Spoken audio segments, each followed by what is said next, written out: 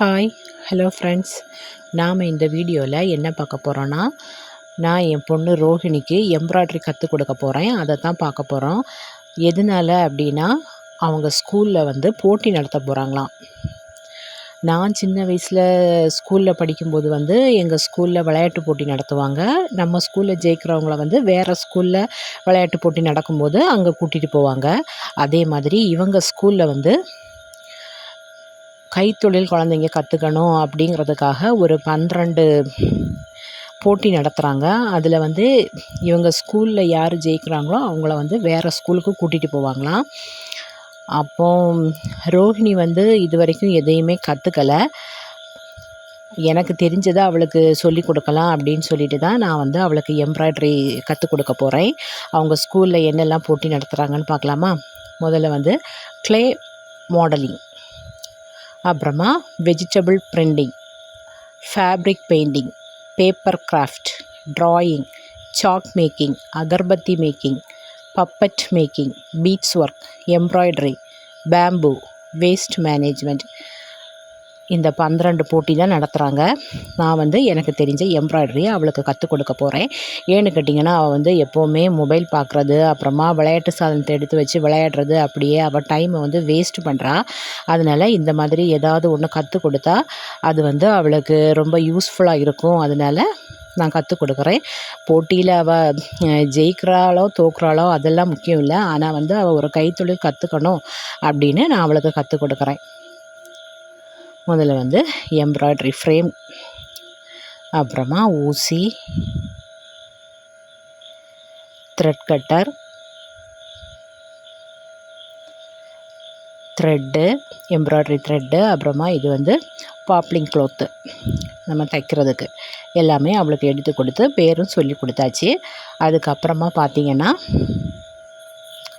நான் படிக்கும்போது என்னெல்லாம் ஸ்டிச்சு தைச்சேன் அப்படிங்கிறத அவளுக்கு எடுத்து காமித்தேன். அதில் ஃபஸ்ட்டாக ரன்னிங் ஸ்டிச் தான் சொல்லிக் கொடுப்பாங்க. அதுதான் ஈஸியானது. அதுக்கப்புறம் தான் ஒவ்வொரு ஸ்டிச்சாக சொல்லிக் கொடுப்பாங்க. நான் ஃபஸ்ட்டு அவளுக்கு ரன்னிங் ஸ்டிச் கற்றுக் கொடுக்க போகிறேன். பேப்பரில் துணியில் நம்ம அந்த தைக்கிற ஸ்டிச்சோட நேமை எழுதிக்கணும். அதுக்கப்புறமா அதை ஒரு லைனில் தைச்சி படிக்கணும். அதனால் நான் ஒரு லைன் போட்டு கொடுக்குறேன்.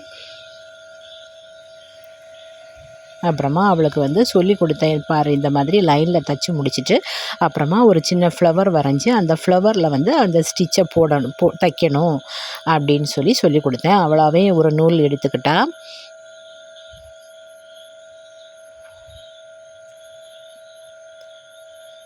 அதுக்கப்புறமா ஃப்ரேமை துணியில் எப்படி மாட்டுறது அப்படின்னு சொல்லி கொடுத்தேன். இந்த எம்ப்ராய்டரி ஃப்ரேமில் 2 வளையம் இருக்கும். அதில் ஒன்று நம்ம துணியோட அடிப்பக்கம் வைக்கணும், ஒன்று மேல் பக்கமாக வைக்கணும்.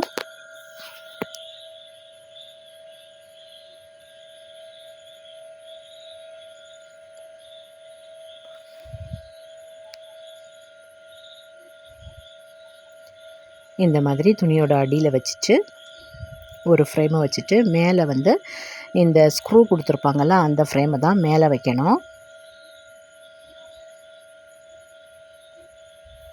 மேலே வச்சு துணியில் நல்லா ஃபிட் பண்ணிக்கணும்.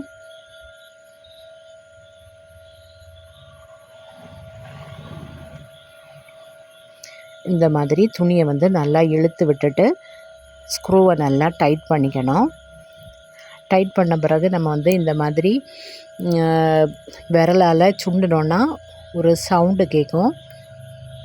அப்போ துணி நல்லா டைட்டாக ஃப்ரேமில் மாட்டியிருக்கு அப்படின்னு அர்த்தம்.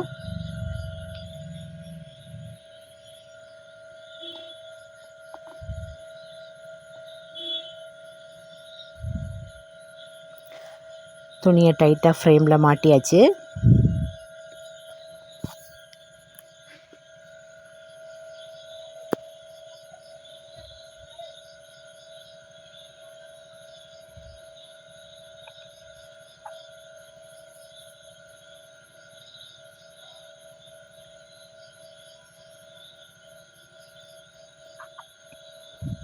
நான் விரலால் சுண்டினதை பார்த்து சிவானியும் அதை மாதிரி சுண்டணும் அப்படின்னு ஆசைப்பட்டா.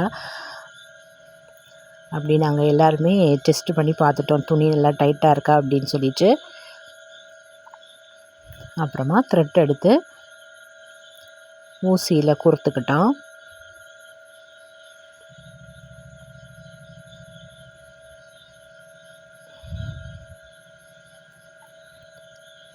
ஒரு பக்கத்தில் வந்து நம்ம முடிச்சு போட்டுக்கணும், நூலோட ஒரு பக்கத்தில்.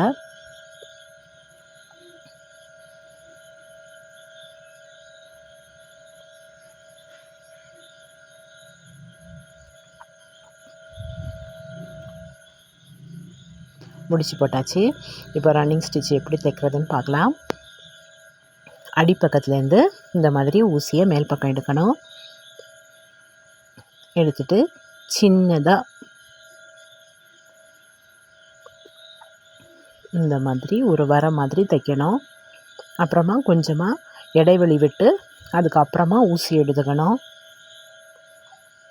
அதுக்கப்புறம் இந்த மாதிரி ஒரு சின்ன வர மாதிரி திரும்பவும் தைக்கணும். இதுதான் ரன்னிங் ஸ்டிச். நான் சொல்லி கொடுத்த உடனே ரோஹிணி நல்லா புரிஞ்சுக்கிட்டா.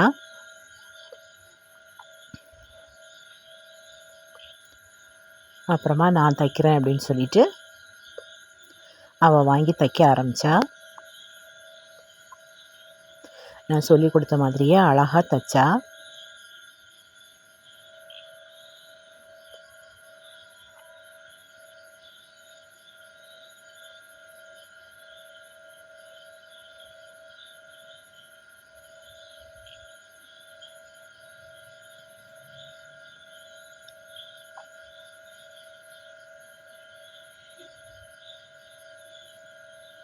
பொறுமையாக உட்காந்து தைக்க சொன்னேன்.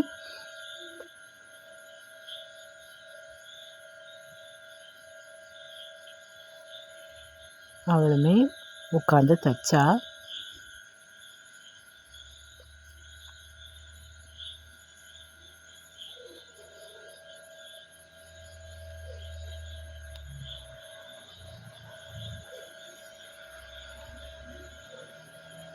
சிவானி பக்கத்துலேருந்து பார்த்துட்டே இருந்தா, அக்கா எப்படி தைக்கிறா அப்படின்னு சொல்லிட்டு.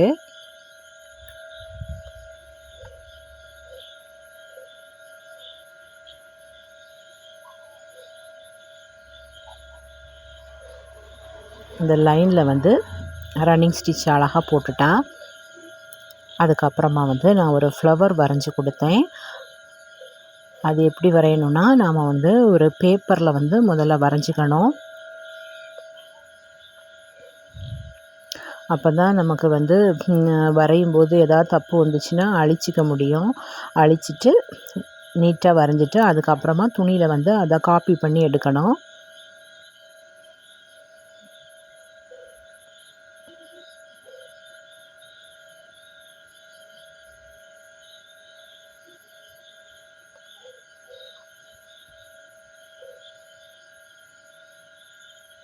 எனக்கு தெரிஞ்ச மாதிரி ஏதோ ஒரு ஃப்ளவர் வரைஞ்சி கொடுத்துட்ருந்தேன்.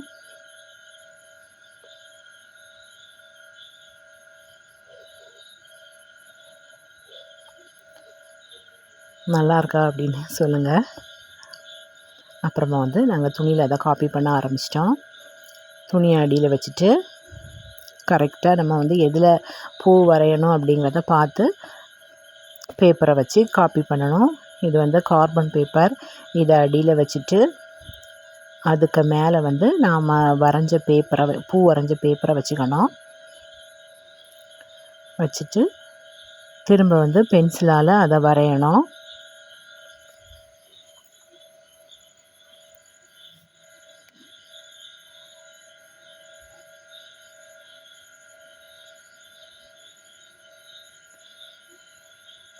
நம்ம வரைஞ்சி முடித்த உடனே துணியில் வந்து அது லேசாக பதிஞ்சிருக்கும்.